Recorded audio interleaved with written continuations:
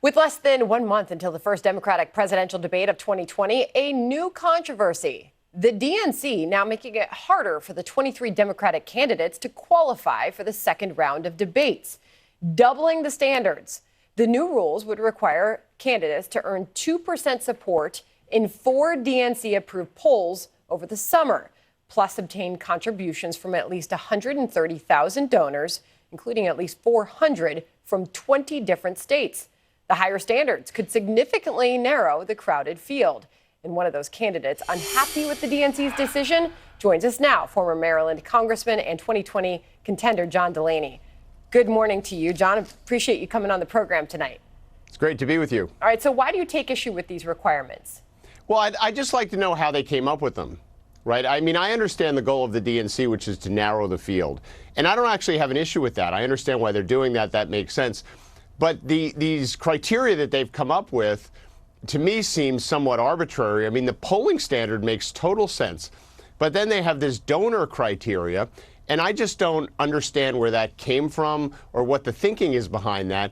And I don't actually think it's a good idea because, as best I can tell, as someone who's campaigned all over this country, a lot of Americans are struggling. About 50% of the American people can't afford basic necessities like their housing or their utilities or their food. And, you know, so if you look at the percentage of the American people that actually give money to political candidates, it's actually a pretty small percentage. Well, and you're a unique player in that, right? Because your campaign's self-funded. Well, it's not entirely self-funded, but I just don't understand why the DNC has created this kind of money standard or this donor standard as a way of qualifying for the debates. It doesn't seem to represent anything other than who runs the most Facebook ads to raise money online. You know, I think a polling standard makes total sense. It sounds like you've come up with some sort of theory as to why they've increased these requirements. Is that the case? No, I wish I did, right? That's why I actually sent the letter to Chairman Perez, who, by the way, I have a lot of respect for, and I think has been a great public servant. But I just, you know, I'm just curious as to who's putting these ideas in their head that this is actually the right way to create a filter. Because really what the DNC is doing is they're acting like a gatekeeper. And they're basically deciding who gets into these debates or who doesn't.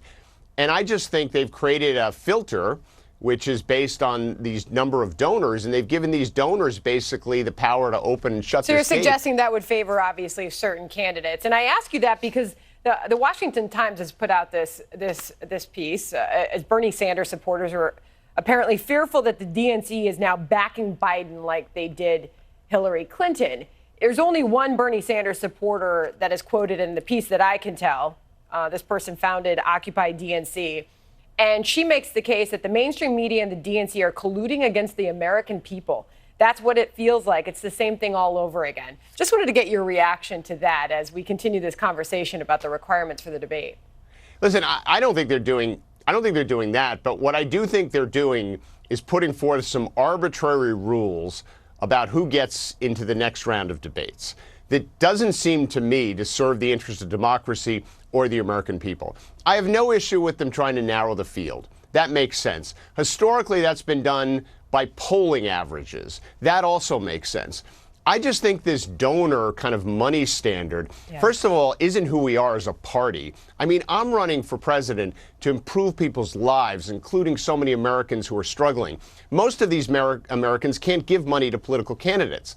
So I don't know why their voice is not relevant. Well, Republicans are going to make the case that the economy is thriving, John. So right, but listen, we all know that 50% of the American people can't afford $500, and 40% of the American people can't afford their basic necessities like rent and utilities and food. Listen, I'm happy that the unemployment numbers are low. I'm happy that the economy is showing good momentum. But I think we can all agree that many Americans are still left behind.